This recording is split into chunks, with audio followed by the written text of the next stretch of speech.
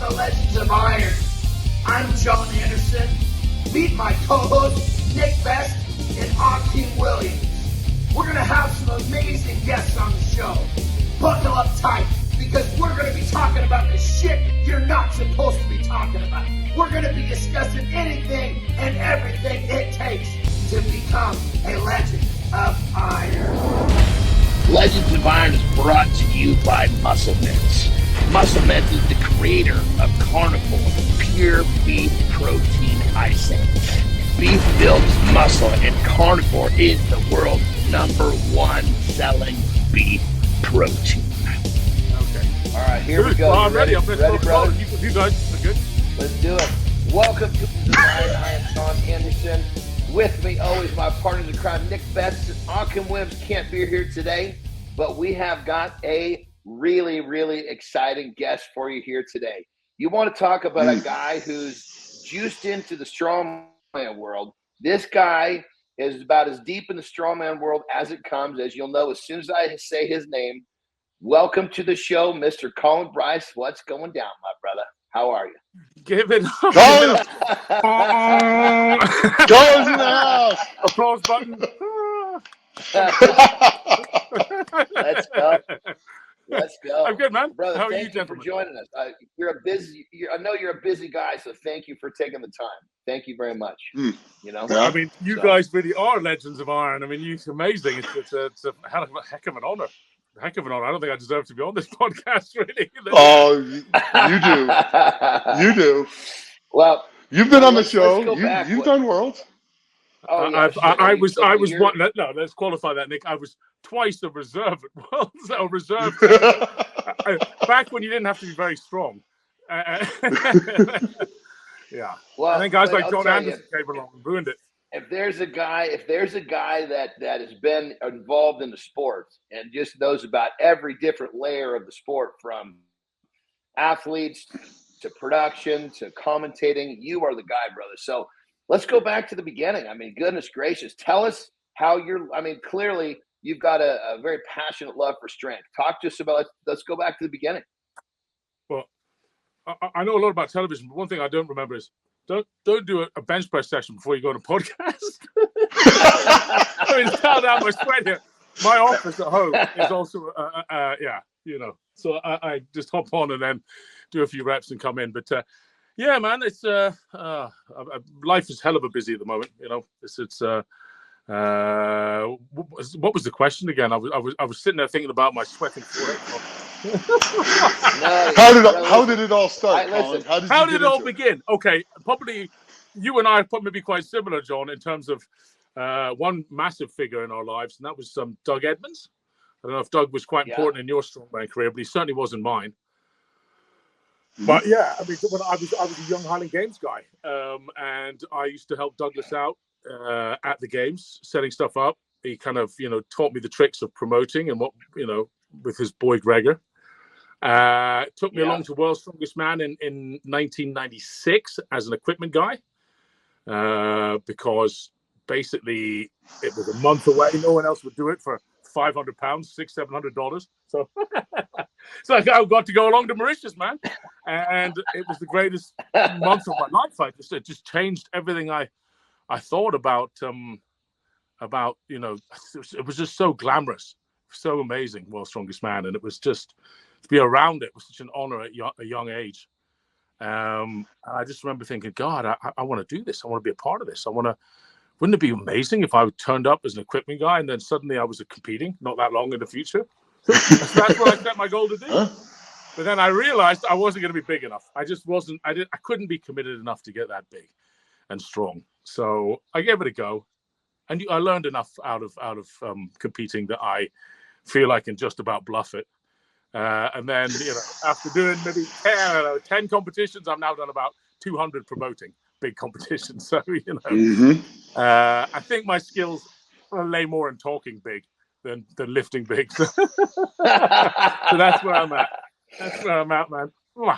Yeah. So it's I guess a bit like yourself again, Jon and Nick. Jeez, world class powerlifters, world class strongmen. wrestling, you know. Yeah. Probably there's some athletics and some other things in there. Wrestling, for as an Olympic. Bobsled For too. me, I went to bobsleigh.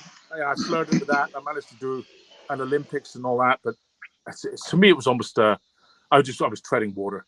I was trying to get accolades at something I was better at. But I love strongman.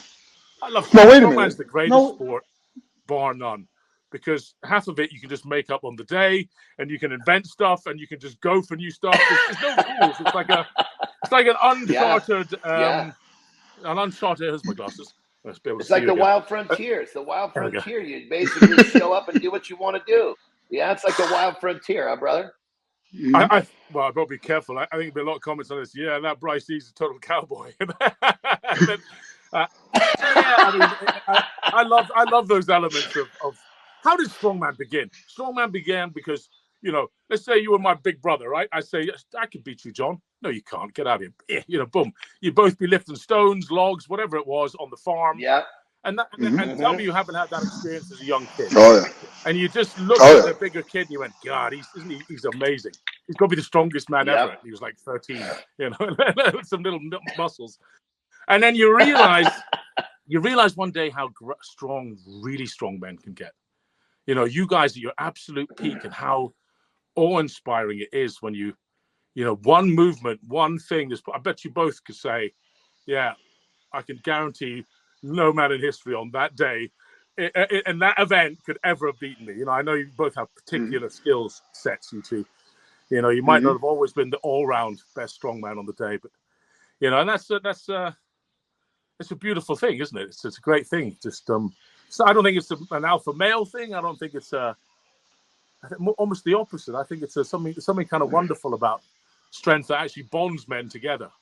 Much like boxing does. Yeah, absolutely. Yeah, and there's something about it goes back to the kind of the beginning of time. It's like there's a certain it's just like there's a certain men trying to, forgive the term, prove themselves. It's I guess to a certain extent, if you go back far enough, the heavier shit you could pick up, the more man you were perceived to be. And it's such a simple concept, but it's so fucking true. I mean, I'm 50 years old now. Nick is in his 50s, and obviously we have learned to train. I'm knocking on the door because well, then getting up there. We've learned to train smarter, and one of the biggest things we got to do is check the ego, because the ego is the part of that gets you in trouble. But when you're a young man, the ego is what builds all of this. Yeah. It's quite an interesting traverse of how it starts. But yeah, I know it's strength it's a beautiful thing. It's my true love. I wish that I was a young man all over again. Do you know the time period the time period that would have been greatest for strength lovers to live in, especially guys with physiques like you two, would have been ancient Greece. The time of Bybon and Milo. You look at all the statues. They're all totally shredded. And what happened to them? What kind of nutrition were those fellas taking? It certainly wasn't like the Middle Ages in Britain, where everyone was missing their teeth and 5 foot tall. And those guys were in unbelievable condition, and that's what they trained for. There's in fact the oldest world record I think ever is a 550 or 505 kilo stone in Greece, which has this was lifted by Eustachius, I think his name was, son of 5,000 BC. Isn't that immense? That's chiseled on there. It goes back literally all the way back. So how did he lift it, Colin? That's what I want to know. How the hell did he lift 505 kilo stone? That's I guess he did a hip lift. Yeah. Something you're both quite good at. Yeah, that's right. I'm pretty good at that. So, brother, you might have a couple world have records. been involved with so many different generations of strongmen, current all the way back. Talk to us about some of the most impressive things that you've ever seen in person. It's one thing to see something on TV. It's another thing to see in person. It just almost shakes your brain. Like, what in the hell did I just see? Okay. Running with whiskey barrels. 2010, South Africa, in the final. Some old man was getting his ass kicked. He was just happy to be there. And then he realized he was getting his ass kicked, and he went absolutely apeshit and ran like I've never seen a man run so fast with, what was it, 450 kilos? Yeah, it was pretty heavy. Yeah, Ridiculous something like weight. That's one of the most impressive strength feats I've ever seen, for sure. Thanks, Colin. Thank you. I would say back squatting in Canada. You know, we're on the famous Louis Cyr back squat. You know, was that? Did you win that one, John? Did you not? I was. That was. I'll tell you that thing just about killed everybody. I think I did win that. It was like event. the heaviest weight ever, wasn't it? Lifted. Oh my God! I mean, like half the field. That was my first really big competition. That was basically the top 10 in the world plus 2 invitees, and I was one of the invitees from winning the North year before. But half the field went to the bottom and got pinned under that thing. I mean, half the field didn't even get up. And I remember going out there, and both of my eyes, I broke the blood vessels in both my eyes. I actually somehow started to bleed out of my forehead. I remember. Slightly. Yeah, I must have cut myself shaving earlier that day. But it was the amount of pressure that we were under. It was like you ever have like one of those machines where like a leg press or something where no matter how hard you push, it's only going to move so fast. It was one of those. Even though it was so heavy, even your first rep when you exploded was no different than the last one. So it was like this brutal time under tension. That's you got guys like a rep thing, wasn't it? That was It was a horrible machine. You had to get the buzzers had to go off, I think. Oh yeah, it was. Until Rowe came along. That's one of the most impressive strongman builds I've seen. To be fair. Yeah. All that weight up on the top of it, you know. And the thing was, they had it loaded up so heavy that once you actually hung on your back and they took it off the hooks, you were doing this. I mean, you were moving front to back, and you knew you only had about 40 seconds under that type of pressure before you were out of gas, even if you were just standing still. But that was pretty nasty for sure. You know, Hugo Girard, that was his piece of equipment, and he got pinned under it. And it was his piece of equipment. That's how right. heavy Yeah. He was, boy, I tell you, Hugo Girard on a one-day competition is a guy that people never rate because he never won worlds, and the poor guy was. Let me just adjust this. I'm slightly better. He never gets the credit because actually he was an insomniac. He couldn't sleep when he was away, and his power would go down on a one-day contest. He was really difficult to beat. I'm sure you would agree, John. Oh, I don't think he ever lost in Canada. Did he? I think he was undefeated on his home soil in his whole career. Yeah. And he was Super Series world champion twice, I think. Won most of the shows against Zadrunas, Pujanovsky, all these guys. Lewis Shook, yourself. He was a lot of fun too. He loved to have a good time. He was always joking around, doing something to make people laugh. Yeah, he was a good dude. Hugo, huh? Comedy. I've talked to him a couple times. He's a great guy. He's fun to talk to. He was. He actually left Strongman and went into some bodybuilding. Hey, there we go, brother. Look at that, dude. I stopped the sweat. Yes, that's perfect. I got to get myself one of those plaid ones. That looks pretty sweet, brother. Shit. Thank you. That's good stuff. But Hugo actually he did some bodybuilding after he retired from Strongman. Did you hear about that, Colin? He was. I never heard. I didn't know how did you know much about it? I heard he did it, but I didn't really see or hear much about it. How did that turn out for him? What? How the bodybuilding went? Yeah. He I think he managed to take it to a reasonably high level, provincial and even national. Of course, there's variations of federations. So I'm not exactly sure what he was doing under, but he was a big block, and he was. I remember there was talk of him threatening to step on stage at the heaviest weight ever. Everyone's threatened that one, But I saw pictures of his upper body. And he was stacked. He was looking really big. He hit his waist though a bit, but yeah.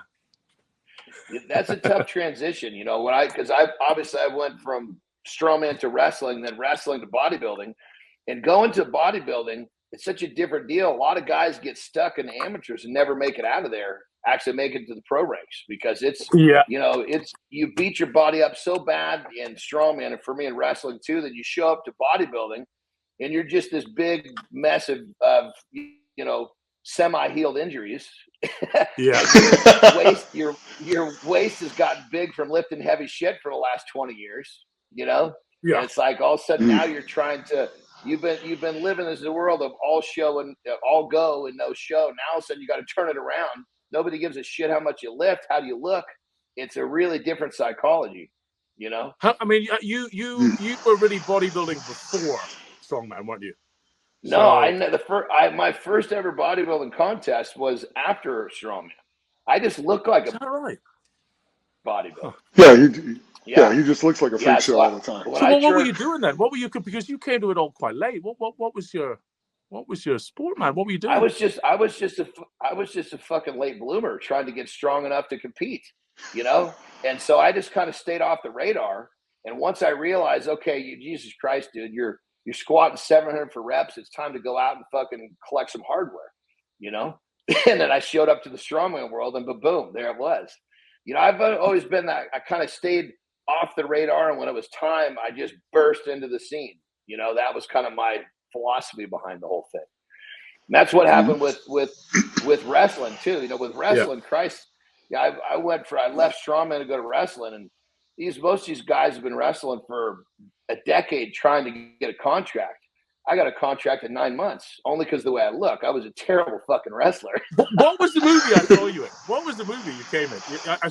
It was a big movie where I was like, oh my God, that was Jon Anderson who came out of some massive arena in Mexico. What was it again? Yeah. That was a documentary. That was actually called Lucha Mexico. Check this out. In that documentary, 4 people on that movie died during the filming of that. It was nasty.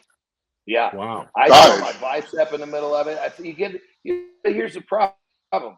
You get a bunch of wrestlers and all they do is try to do crazy shit for the camera. Then you put extra cameras around. People are going to do it. Next thing you know.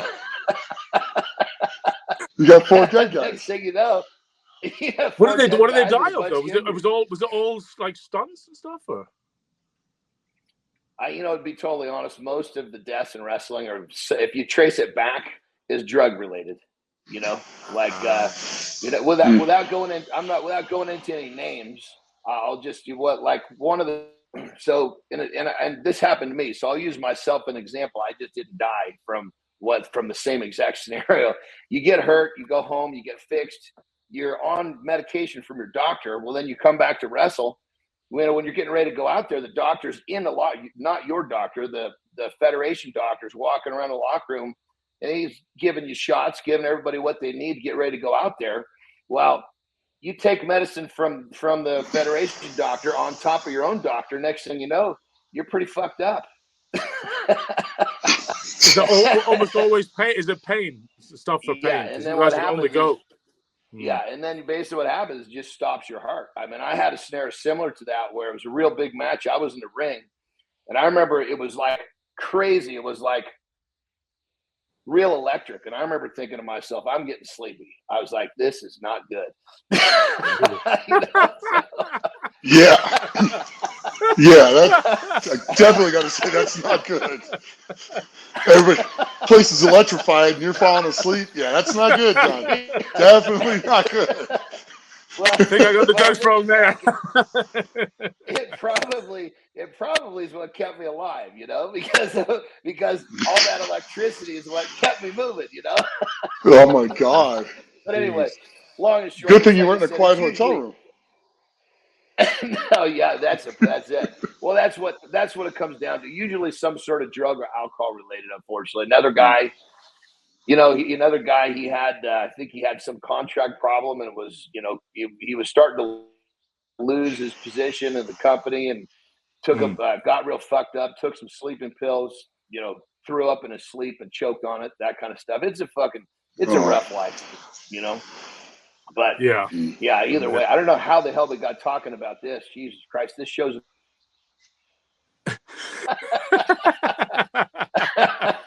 Well, Colin's got two big things coming up. I'll tell you how we got to it. Yeah. It was the greatest lifts I've ever seen. Yeah.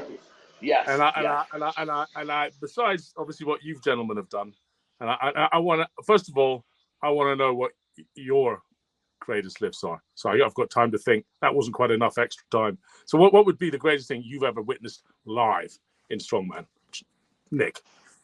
I'll flip it back on you. That's tough because I've seen a lot of really you on the spot now. Now that we turned that crazy around, stuff. I see what you're going through, Colin. That's hard. Three. I'll give you three if you want, if it's easier, maybe. Go ahead. You give me three. Go ahead. Give me a top three. That way you can be a bit lazy about. You don't have to. It's like what food you like most. Top three, like Eddie's 1,100-pound deadlift. Yeah. And being the first one, that's absolutely amazing. Yeah, that's huge. Were you there for that, Nick? Were you in person? No, I wasn't. Well, you're breaking the rules, brother. You're breaking the rules. Oh, okay, in person. Okay, I like that. What's the greatest strength feat? Television? It's a piece of cake of his television. Greatest strength feat ever that you've anyone and one you've seen live. How about that one? How's that?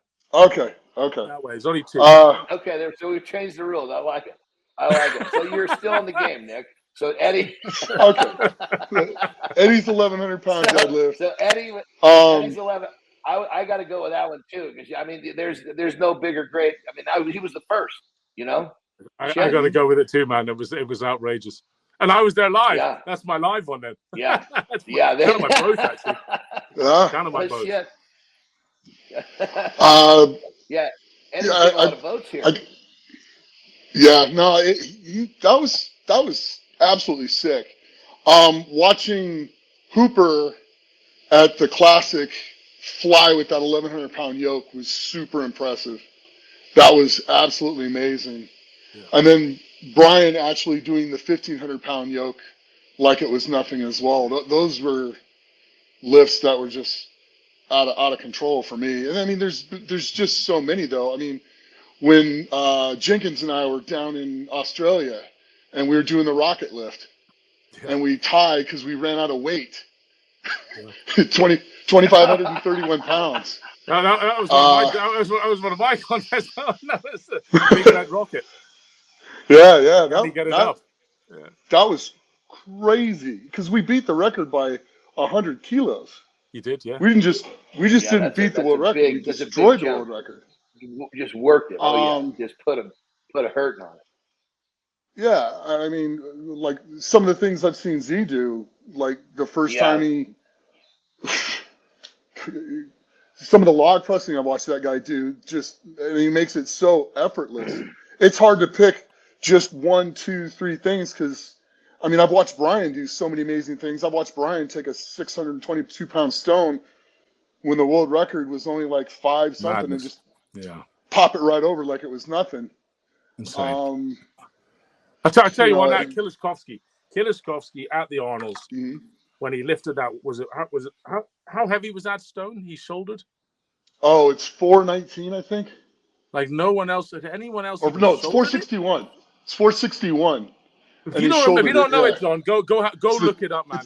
It'll blow you away. You got to watch everyone else before. You know it. He was just throwing that thing up like like it was nothing. Nobody else could do shit with it, and he was just throwing it up there.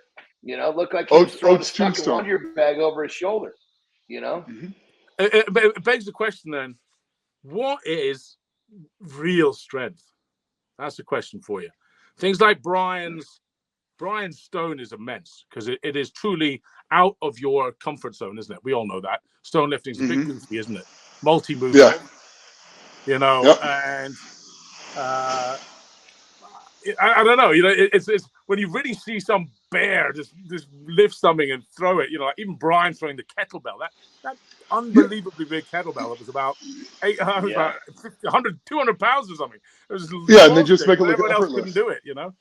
Like, how the hell do you do that? I was convinced we'd build them too big, and nope, not when you're Brian. I mean, ridiculous. Perhaps it was insane as well. Some of the stuff he's done. I reckon I'm if you kind of ran, Oh God, yeah. if you took 100 of the greatest strongmen in history and ran 100 events, Hapthor in 2019 would have won, I would say, 30% of them, and he would have been in the top 5 in another 50 of them. Maybe the last 20%, he was still pushing top 10. You couldn't beat him in the log press. You know, Eddie Hall didn't beat him in the log press in 2019, 2018. You know, at his strongest. You know, he gambled, okay, but they still drew as champions. I mean, that dude was strong. Yeah. And Well, Colin, check this out. what? Let's switch gears a little bit, because you have got one of the best productions of a strongman contest that anyone's ever fucking laid their eyes on. What you've got going now with the Giants Live, just the quality of the viewership is just insane. And from the way you light it to the theater, talk to us about this, because you've taken the actual production and the viewership and the experience of somebody, a fan watching a strongman contest, to a whole new fucking planet. Talk to us about this a little bit, because what a fucking brainchild, and that is such a compliment. Thank you, man. That's certainly is probably what I'm. I guess secretly, I don't like to show too much pride, but secretly proudest of it is actually with Darren, of course, and there's so many influential people on me that have helped. You know, Darren in particular, but if we helped us, turn this into something really sexy. We got to get Darren. We'd love to have Darren on the show. We got to get him on the show. He'd be a great. We're yin and yang. He's everything. Everything I'm bad at, he's good at, and he's good at most. So I can't even say I'm better at him than the other stuff. But, he's a good guy to have. But you know what? One of the pivotal moments was in 2005. We did our first Mohegan Sun near Boston, Mohegan Sun Casino. We had just broken up. The IFSA split. Hi, John. You guys were off this with Dougie, my mentor, Douglas Edmonds. And I suddenly had to grow up very quickly. I wasn't just going to be an MC at Worlds or this or that or pottering around with Ulf Benson and Odd doing a kind of fun tour. I now had to go for it. Suddenly there was no one out there to pick up the reins and referee, pick all the events, pick the athletes. I mean, I think it's fair to say 49 of the top 50 athletes in the world went with IFSA at that point, pretty much. With just Janowski. Marius was about the only one who didn't. And then obviously there's a whole squad of guys came through. And I knew that if we just pitched people right, I didn't know how to do it at that point. We get into arenas, we could make it happen. It happened in vaudeville time. How did they do it? What was the secret? And I stewed over these things, and I watched, and we experimented, and we were kind of lucky in a way. Ulf Benson was quite a risk taker. Odd had some financial backing, and I was the producer. But I remember getting in 2007, it was in the end, Mohegan Sun, and I was thinking of going off and doing my own thing. I got this award-winning Canadian theatre director came and saw me, and he came to Mohegan Sun, and he watched it, and he was exceptionally camp bloke, and he was like, "Oh, darling, this." I said, "How did you enjoy it? What do you think afterwards?" He was like, "It's the greatest show I've ever seen. I love it." But how you're so lucky, because all of these guys are entertainers without ever actually being told how to do it. Opposite of WWE. You're just lucky, is what he said. Yeah. And I remember him saying the number one thing is that Jesse Marunde, my God, he's giving you comedy as well with Marius. They had some comedy shtick where they pretend to fight, and the crowd was laughing. And you probably know this from wrestling. It's, you guys know it the best of all, storyline. And we don't have a fake. We can't have a fake storyline. And at that time we weren't on telly enough, and there was no social media really. There wasn't none. So it was kind of creating he just explained to the theory of having a hero, a local hero, a bad guy. Yeah. If you're in America, it could be Koklayev the Russian against Poundstone the cop, and you play it hard. You have make sure you have enough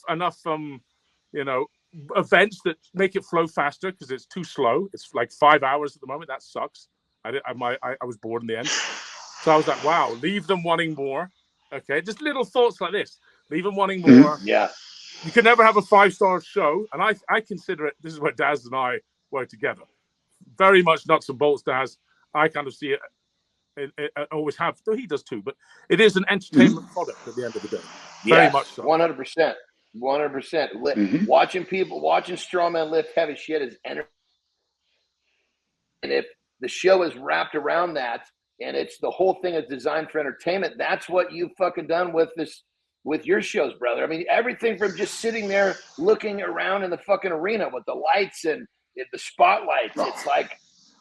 It's like in a good way. It's like a Circus Olay circus, but it's real. That makes sense. It's like the production value is top notch, brother. Thank you. One of the other things I realized was another, just a little tip. If you're ever doing, someone else ever tries to follow in our footsteps, good luck to them. It's there's a hell of a lot more room for promoters. We need more. But if you go to the zoo or like a zoo park, and you're there driving through your car, and if you only see a lion you're going there to see the lions doing their shit live. It's like grazing ground, right? Yeah. Don't have them on stage and then off to the back behind the curtains. So biggest show, one of the biggest shows I've been to was like 03. 03, I went to the Arnold's when Arnold was still the governor, and it was just watching everyone go onto the stage and then run off again. It was just grossly overstaged managed, and bodybuilding could really learn from this. I think is actually having the guys out there in a goldfish bowl became a key part. Show them the whole exoskeleton. Show them, have conversations. Floor managers pointing to this and that. They're part of a TV show. Okay, guys, let's count in 10. Clapping. Hey, we're all part of it. And it was making everybody feel a member in that audience, a member on the night, taking a vital part and having fun together and zoning in. And we're all in it together, all in the same way, same wavelength, including them. And they give back. And it does. The more they give back, the more the guys perform. The more they perform, the more. Yes. And you really don't have to script comedy or anything, Dan. It's like a positive vortex. Yeah, like that positive energy is like a positive vortex. It just goes faster and bigger and stronger. And next thing you know, you've created something that people can't really describe, but they just want more of it. They get almost delirious and drunk on. I've never felt it so palpable as when we came back for the Royal Albert Hall July 25th, and I forgot how important it was to have people around you. I've been sitting in this office at the end of my garden for 2 years, basically. It felt like 18 months, and then suddenly, loads of people walked in mass, and this is happening, man. This is the Royal Albert. It's bloody happening. Lockdown had ended 3 days before. And then more and more people came in. I thought, no one's going to turn up. He's going, oh my God, what's going to happen? And then I was a little socially awkward. After 18 months of lockdown, you're like, hi. Oh, I go to the fist bump. Oh no, sorry, handshake. Hi, elbow. Yeah, I think all of us were that way. And then it was just weird, man. And it was cathartic. I realized we're pack animals. Yeah, you can be like Mr. Lone Wolf off in the distance as long as you got the pack around you, having fun sometimes, appreciating who you are, or it's no fun. Yeah. And actually going out there, and this is a record I'm truly proud of. The Royal Albert Hall is a big deal in Britain. It's a hell of an arena, 150 years old, and they have a decibel meter. If you go over 120 decibels, you will get reported by the council, and the Royal Albert Hall gets a fine. Now that's with electronic equipment. That's like, wow, we're talking, everyone's been there. Led Zeppelin, you name it. They've all been there and rocked it out. We managed to hit the highest ever non-electric sound, the roar of the crowd, as Iron Bibby raised the world record in the axle. And we kind of fudged the rules. That's strongman. Everybody had two attempts at it. He had his 2 attempts at it. But guess what? He'd already fucking won the contest. He was going for a world record. So we gave him a 3rd. Why not? The rules are he's won the contest. He's going for a world record. So you have a 3rd one. Why not? You can embarrass yourself. Absolutely. Everyone thought he was going to fade it. They started laughing at him. this big boy from Burkina Faso. I mean, he's just massive, baby. He's Yeah, he he's is huge. probably, I call He's him gigantic. the unknown quantity, Don. You got to see him. You got to see him in life. He's the most talented human I've ever met, actually. And he just got it, muscled it up to his chest, and then pressed it over his head. And the crowd, it was unbelievable as everyone just let out this roar, ripping masks off, and it was like a moment of I'd love to relive that moment. It was the most beautiful moment, and similar to the 500, that crowd and everything was, you were like mainline it in, man. It was great, it was really electric. It was as good as it gets. Hey, I'll never forget that at the Manchester Arena. I will never forget that when I got to compete there. Thank you. Because when I loaded that last stone and that place went nuts, unbelievable. It's something I'll never ever forget it. Well, you were sadly, and it was a very odd show, that one, because there had been a bomb at the arena beforehand, hadn't there? Yeah, the Grande. We were the first show back, right? Yeah, we were the first show back. Yeah, and the whole kind of Manchester people, that's a big boxing venue, big everything. They turned up still in their numbers, almost 10,000, man. And you were on fire that day, Nick. Yeah, I had a good day, man. You were that super yoke, unbelievable frame carry with the motorcycles. Yeah. You're pressing. Good day all the way around. You almost got a rep.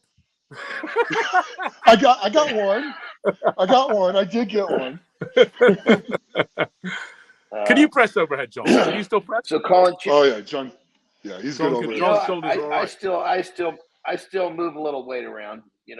I still give it a go. Keep in mind, as a bodybuilder, I'm supposed to just be all show, no go, but it's just not as fun as fucking laying it on the line. How much do you benching, man? What are you pressing overhead, and what would you bench at the moment? Funny enough is I never really benched a whole lot. When I was early on, when I was younger, when I say tore, it wasn't like I detached, but I had a few minor pec tears on both armpits. So I stopped doing regular bench press long before I came to strongman. I was actually doing narrow to protect my pecs, which translated perfectly to overhead press because a lot of those log handles were not extremely far apart. So that narrow grip bench press actually translated well. I did narrow grip almost even incline presses. But so check this out, brother. Here's the question. So strongman, obviously the production value was here. You came along and brought it all the way over. But here's the thing. You're just getting started. So tell us what the hell is coming next. Because I know you all you do is see the moon.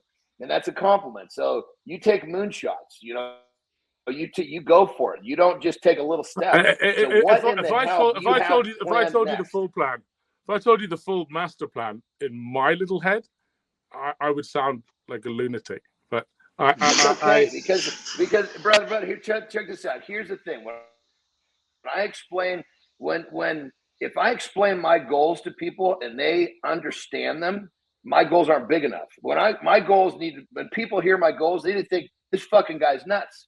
Then I know I'm on track. It's just like you. So go ahead. I had to shift my goals. For me, getting to do a show with Arnold Schwarzenegger in 2003, and that was great. Producing the shows, and then I wanted to do my own thing, and AEG were a part of it. They were shareholders, and then they pissed off, and I had to really learn it all myself, finance it myself. Until Darren came along, it's been building, and we feel we've got a momentum going now, and I think undoubtedly, I'd like to do America. I'd like to do America a lot more. I'd like to make this Nations Cup thing, which is like a Ryder Cup. I'd like to see that it's going to Britain on the 26th of November, USA versus UK. I'd like to see that going backwards and forwards because there are two nations that love strength. And I think probably USA should get the better of the UK most years, but I think it's a good battle to start, and that could be a great fun one. But then actually, we're going to take official strongman a lot more seriously as well. And I think, we're going to up the number of shows. I'd like to see 12 major internationals a year around the world, Grand Prix, working on finding more talent around the world. but that works in with the official strongman, which is CrossFit nailed it. They nailed it. Oh, excuse me if you guys are federation tied in or anything, and you've always enjoyed federations, but for me, I always saw federations as someone else's way of getting $60-$70 out of me. That's how it felt to me. Yeah. And what did I get for that? I don't know. Anyway, what we give you is a small membership fee, and then you get all the pay-per-views. You get to right to compete in competitions. Men, women. Geez, we'll have binary, third sex before you know it. Why not? Why it should be everything? Yeah. I love everybody. I'm age, weight, over 60s has got to come soon because Felix and Nick will be over 60 soon, so we'll have to bring that. I got 6 years to go, as of 2 to 3 days ago. So and that can all be done from your bedroom, lifting your weights and then getting yourself selected. And I think that will grow. You're asking me my business. I think that'll grow into a huge expo one day, because we saw into the future with the Arnolds UK, where Eddie was the star last year when we were part of it, and Strongman was easily the most, from what I saw, by far and away the most attractive thing there, and it was everywhere for once. The Arnold Schwarzenegger poster, 26 sports or whatever it was, 35 sports. I can remember in Australia the year before Eddie did that world record. When we came into that world record, the poster had Strongman. It's always Arnold's face in the middle, the Arnolds, right? You remember the poster? All the different sports around his face, and bodybuilding was the big one right in front of him, right? Strongman was over here, a tiny one. The following year, there was Strongman right in front of his face, and because we pulled a world record in front of him. And thanks Eddie again. That was amazing. Yeah. But it's so damn easy. Everyone can get it. It's like there's a good story from a guy who went over to buy the television from the UFC, British guy, and being a British big cheese TV guy, he thought he could ask them, I'm coming in to buy your TV, but I have a problem. We're a national broadcaster. Is there any way we can tone it down a little bit? That was the British guy's question to Dana White and the two brothers, and they said, "Listen, if you're sitting in a bar, and the football's over there, the snooker's over there, the darts, you've got the baseball on over there, and then two fellas break out in a fight just over there. What are you watching?" Yeah, exactly. It's a fight. Yeah. And actually, all we got to do is serve it to people on a plate. Serve it to them on a plate that is sexy, and they'll suddenly it won't seem uncool anymore. It's already not seeming uncool, and it's growing. It's getting a movement, and suddenly it's before you know it, we'll be back on. Hey, not just CBS Sport. Maybe we'll be on CBS. Maybe who knows? Just keep going up and up. And I don't see why we can't have lots of everything that the UFC has, everything that bodybuilding has or had. Just don't let yourselves pull yourselves apart. That's number one thing: is work together. Work together. Yeah. Have a common vision. Have a common vision. Try not to stab each other in the back. If there's any other promoters out there and you're joining the game, do me a favor and just give me a goddamn call, because we're awful friendly. And at worst we can pick a different date and we can help advise you. But no, brother, that's what you're just saying right there. That's game changer shit. Because if you look at like powerlifting and even happened to Strongman, everybody tries to steal a piece of the fucking pie and it breaks it down. What needs to happen is everybody needs to come together and fucking build it up, because that's what needs to happen. If it's ever going to go where everybody wants it to, it's a team effort. 100%.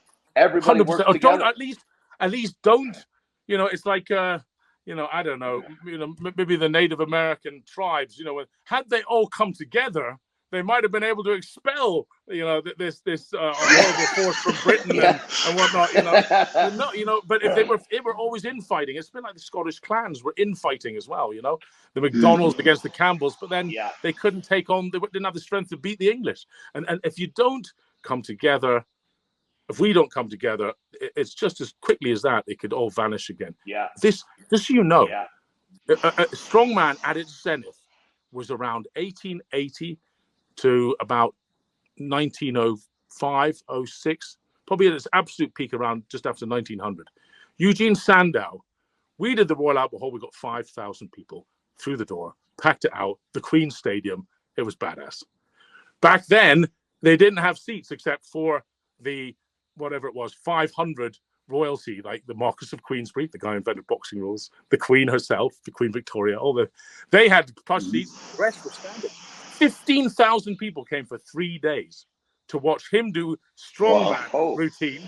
And Britain, it was to find Britain's strongest physique as well. So actually, they did some strength things, but it was really posing, and that's how Eugene Sandow, they say, started bodybuilding, but really he was a strongman as well, and he did a strongman routine there. So that's quite something. That's 45,000 people across 3 days. So it's a lot of people. Walking out, he was on the front cover of every paper. He was the first sponsored sportsman of any variety. So well, brother, I would say you definitely have. With what you're doing with your shows, you've got the whole thing on the right track. There's no question about it. I mean, the improvements that are happening year by year and the production value. I mean, somebody turns on when you're looking at this, like when you're watching Strongman on YouTube, when you stumble across one of your videos for your shows, you can't not stop to want to watch it. It just looks too fucking cool, I mean, do you want to know a fact? Here's a fact. Here's a fact for you guys. This is how you know you're in the right game. We had. Oh. Hey, Mom. We had. At Facebook's NFL channel, right? NFL page. The NFL Facebook had less views than us in 2021 by 300 million. We had 1.3. Hold on, say that one more time, brother, so everybody hears this very wow. Giants Live, Facebook. Actually, I'm quite proud of this one. If lockdown gave us one thing, we took our channel from 250,000 to 4 million. It grew like 15-fold, and we went from having a 50 million views in a good year to 1.3 billion views. Giants Live. That's insane. That's freaking awesome. Isn't that amazing? Eddie's deadlift video on one video has been watched by something like 395 million. We're coming close to the 400 million mark. Wow. That's nuts. How it's a basic that's amazing. Currency. It's the US dollar of currency strength. Anyone can get it. You just turn it on. Yeah. If you're in Timbuktu, if you're whatever, it's so base, and that's beautiful. Just make sure it's easy to understand. The thing about it is the product to the layman, just the overall entertainment value is a big part of what gets someone to stop. I mean, of course, the strongman, the people that love strongman and strength, they know what they're looking for, and what you're giving them is cool. It's icing on the cake. It's gravy. But for the people that are discovering it, when they hit the way that you just in the last couple, I mean, oh my God, you keep stepping it up to the point where, it could be anybody is going to take a look at that video and just, you can't help but stop and look at the theater. You can't help but stop and look at so many different elements. It's just a fucking cool show. And that, then of course put on, then once you actually stop long enough to see, holy shit, here's this guy that's doing this crazy feat of strength. I mean, brother, you just keep doing what you're doing. And I mean, the trajectory of that show alone is totally changing the game. And if you continue to do what you're doing, I can't see how this whole thing you want it to go. Here's a question, right? I mean, it probably wasn't like this in the USA because you guys had the football culture. When I was in America growing up as a kid, and I grew up in Pennsylvania, I left when I was like 14, and everyone was already pumping iron. Kids were pumping iron at 11, 12, 13. You know what I mean? But in Britain at that period, when I went back, if you were lifting weights, are you a muscle Mary? Are you? You go down the gym, do you? You're like, oh, you know what I mean? No, what does a muscle Mary mean? What's this ridiculous? That's what you were seen as. You were sort of, it was all the boys down the gym together. It was like a slightly perverse subculture, almost, kind of. And it was, of course, strongman was even worse. It kind of had like this kind of end of pier, kind of sleazy low end image, and the bodybuilding was kind of, people were always sort of making cheeky comments about it on TV and whatnot.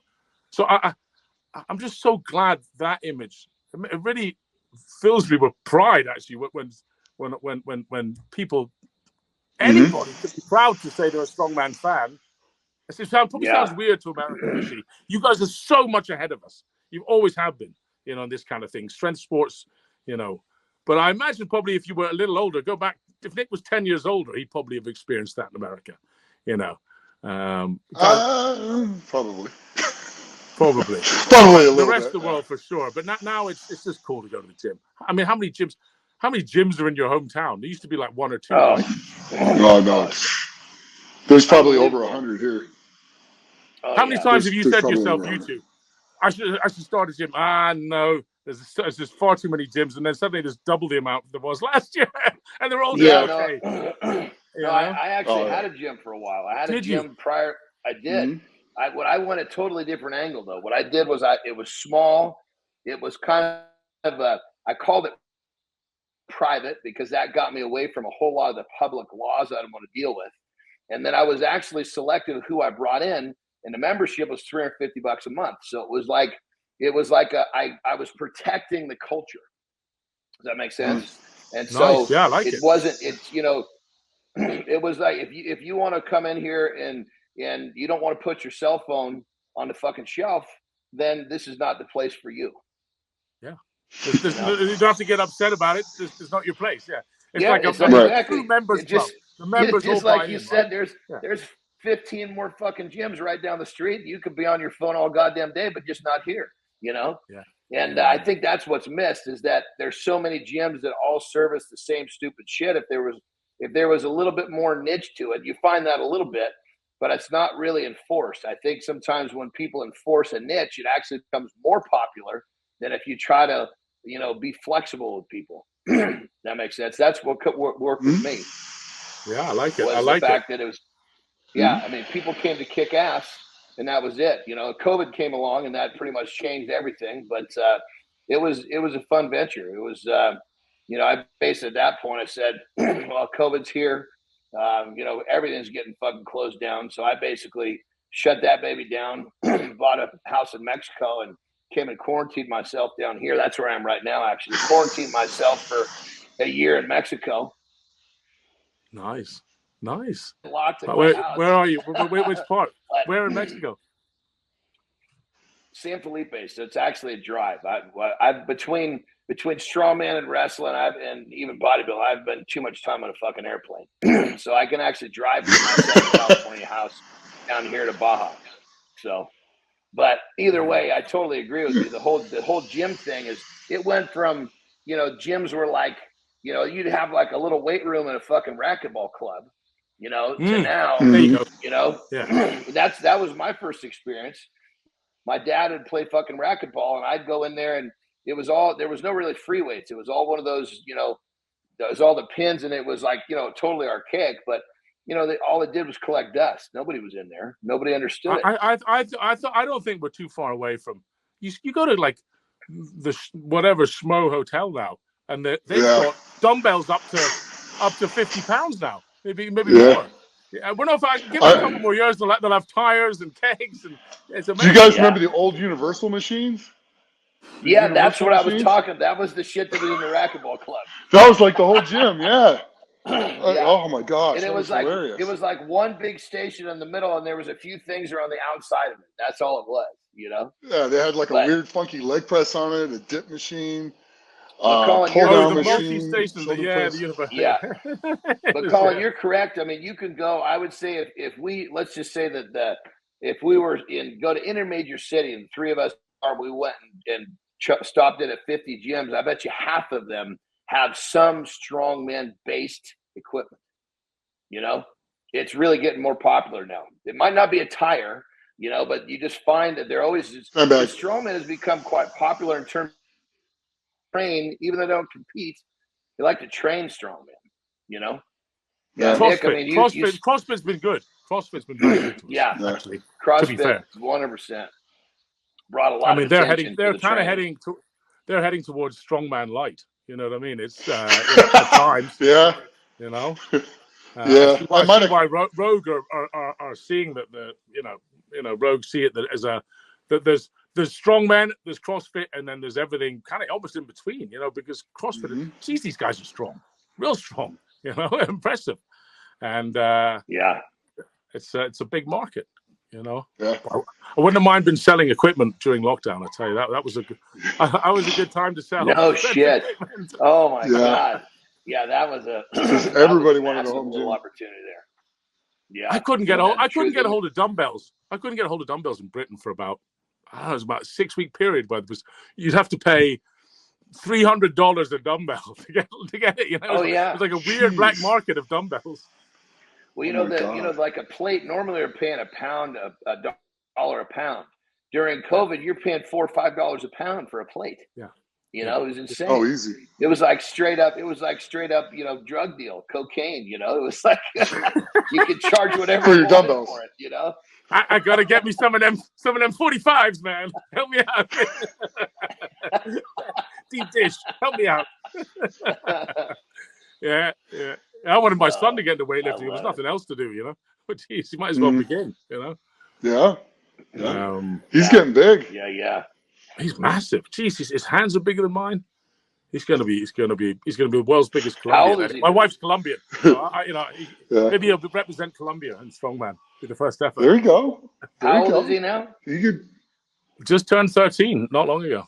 Yeah. Oh wow. And he's already got bigger hands than you. Yeah, you're not a small dude either. Oof. Yeah, but I kind of I too much. I need big palms and too much the fingers. You know, the fingers never developed. I'd have much bigger hands if I had more for finger. Oh, that's funny. Well, there's only so many Mark Felixes in the world, so you know. Yeah, no kidding. Hey, guess what? Hey, this is gonna do your brain. This is gonna blow your brain away, man. You know the Hercules hold. That was a. Yeah. To be fair, that was a big hit. Loads of people saw that, and that was really cool, man. And that you know that's done a lot. That alone has done a lot for strongman. And when do I get to do that? Well, you may well get a call up for the UK versus USA. You never know. Okay. We have to chat. We have to chat. There could be some injuries. Okay. All right. Fair enough. Guess how well the girls did at it. How close do you think female grips to male grips are? That's a question for two very experienced men. Ooh. Probably 75%. I would say far better than we would have ever expected. So the same weight as Mark Felix. How long do you think a woman might be able to hang on? Oof. Are we going like quantifying by percentage, like how? Minute 10. So Felix, to give you an exact thing, Felix's record, and he, you know, there's been some truly great men who've tried it. He's done a minute 32 and point something, right? It's pretty brutal, and so you can imagine how difficult it is. Average man, good strong man, between 45 and a minute, right? Novikov, tough bastards like that. Lissus might do a minute and 5, minute and 8. I think Oberst did a minute and 16. You know, Iron Bibi did a minute and 15. Huge. The two closest to Felix is 132. I think we're going to see, because the women are going to do the same weight as the men. I think we're going to see a woman go over a minute. You're kidding me. Yeah, I figured like a minute 5, minute 10.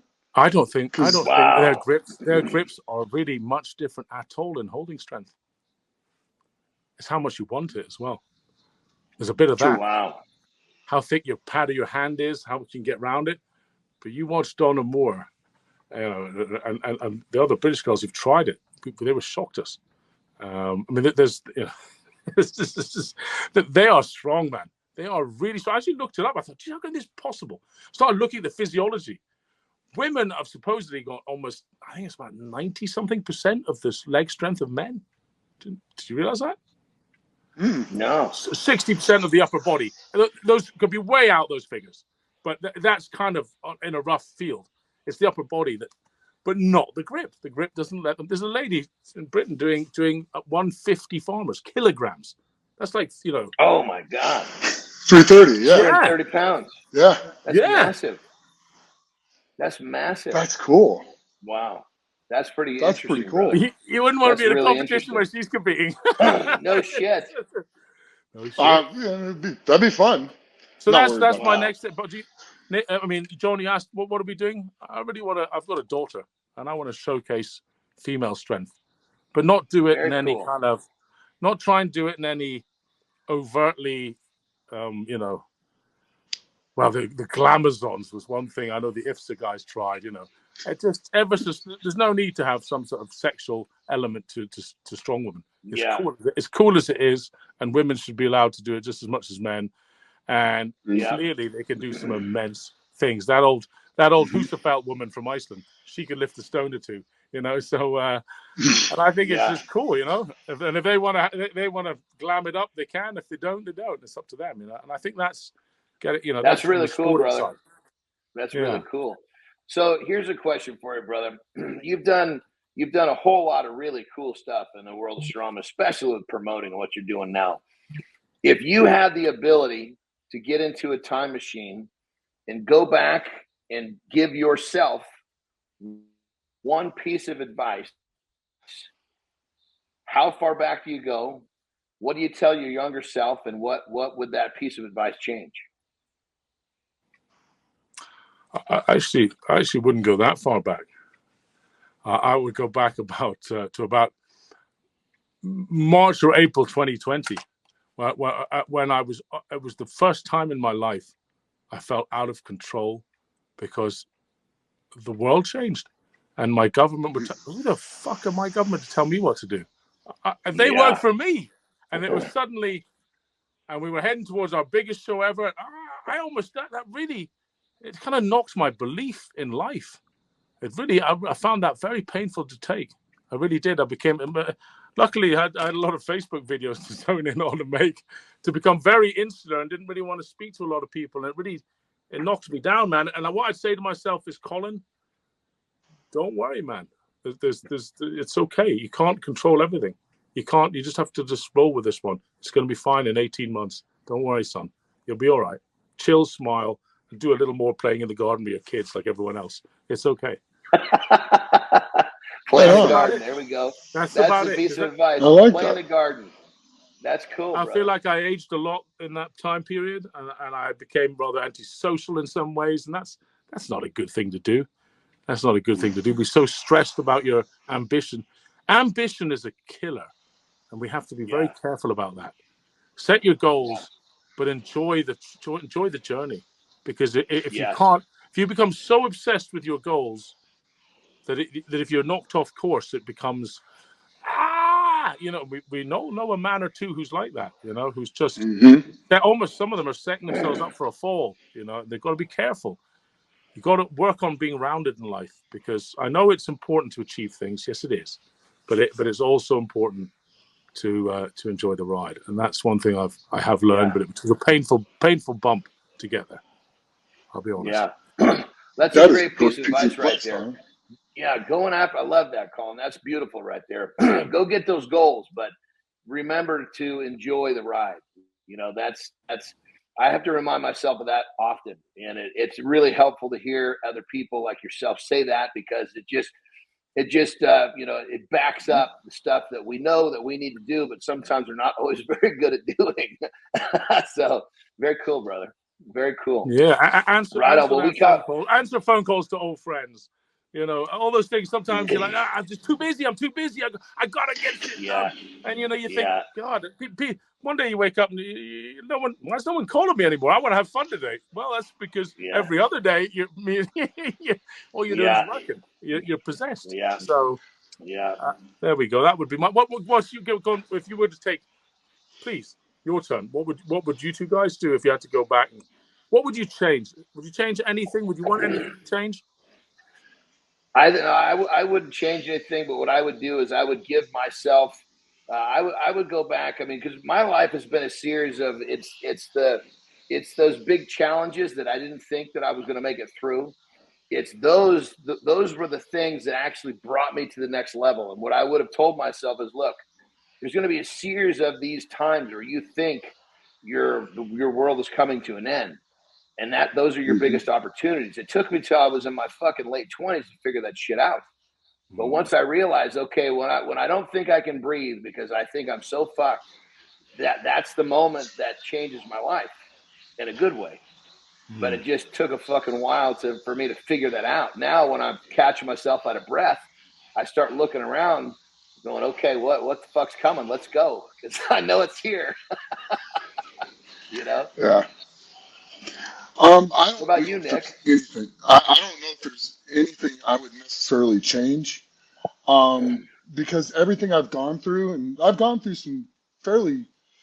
some unbelievably great things and some really traumatic stuff, and it's just that's how life is.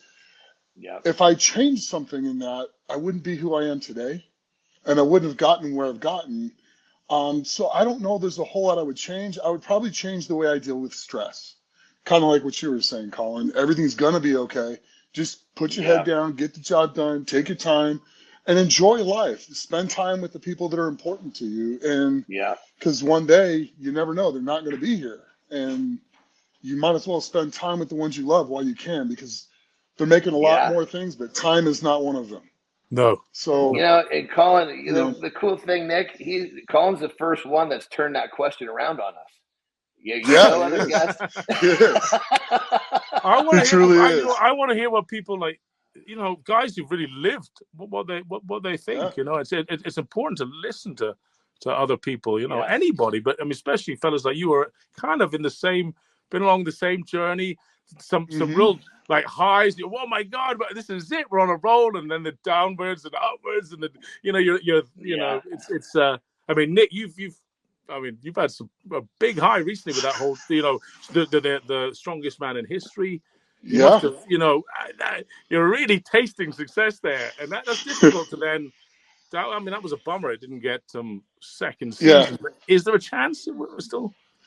There's a chance. They called us all, but we're going to do something ourselves anyway. So we're all meeting in about 3 weeks to do a week's worth of stuff together. So Take the bull by the horns. Take the bull by the horns. You're going to see great more. idea. I think that was a genius idea. I'd love to give you, if you guys are meeting, call me up, because I have loads of ideas for that show that I would have done if I was a junior.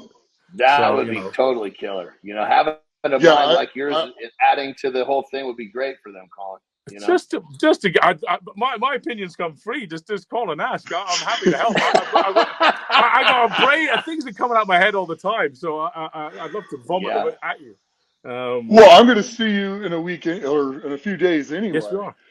And so the funny thing is the Monday after the contest, I fly out to Colorado. So it's that quick. Well, send my love to Brian in case he's watching this. Brian. I will. I love you, man, and I want my next big thing, because I know Brian's has quite publicly been unhappy with Worlds. My next big thing is to try and get the athletes more involved in talking long before. And Brian's a great guy. Hopefully he'll join me on that one, because if you can't have the greatest of all time unhappy with this contest that gave him titles, Right. Well, I can't see him never not it is what it is. to Sometimes it's you are who you are. That's the way the contest is, and it's a difficult one. I know he would love to change it more, so I must. So please tell him I want to speak to him bad, in case I don't speak to him then. I really want to hear it from him. I want to hear from you. I want to hear from all the guys who are in it at the moment. Can't do everything, but we can try. Yeah. No, that's what it's all about. I mean, if guys feel their voices are being heard, you don't expect everything that you say. When you make out a deal, nobody's perfectly happy in a good deal anyway. But if everybody can live with what's there, you have a good deal. And at the end of the day, if you feel like your voices are being heard and you see actions come from that down the road, what more could you want? Yeah. World's Strongest Man had the highest viewing figures in over a decade. So it's gone up and up. There's some really big figures this year. Sorry, I'm such a TV guy. Oh. But that's good. It shows the health of the sport. It's a predictor for the future. Yes. It's a predictor. Well, brother, we've had you on here for a little over an hour, but I got one more question for you. So you've had such a huge impact, especially with what you're doing now with promoting. I mean, you're taking promoting to just to a whole new level. The production value, just the viewership is just unbelievable. And ultimately, you've had such a big impact on everything from athletes to fans to people that are just becoming fans. Thanks, man. So when it's all over, what is it that you want to be remembered for? Wow. A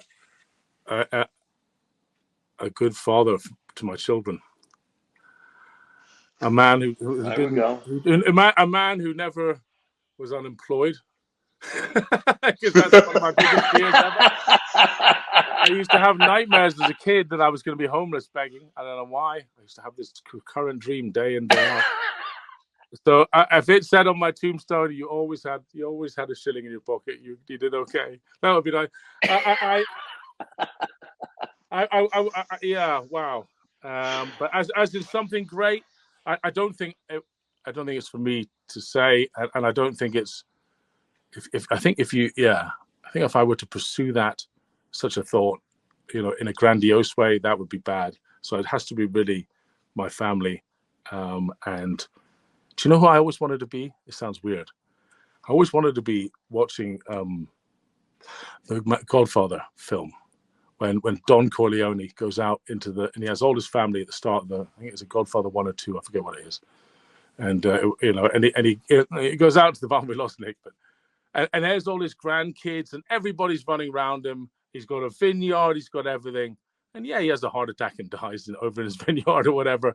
But he dies as, leaving a legacy of just everything around him. Kids are looked after. Everybody's happy. Everyone will remember you as a good guy.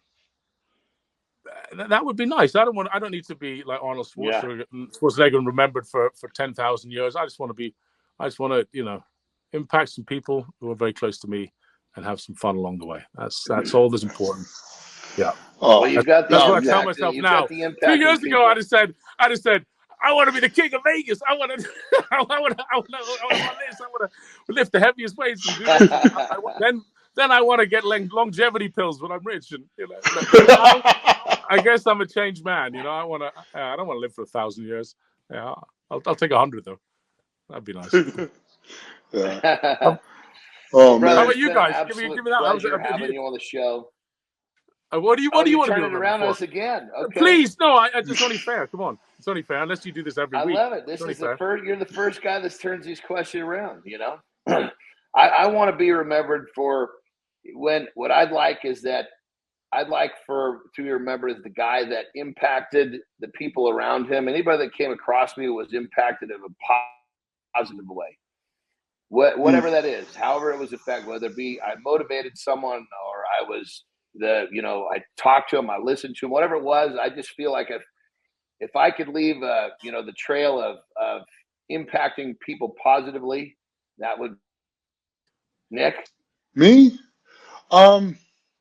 Good father, good dad. I mean, I love my kids. That kind of goes with that.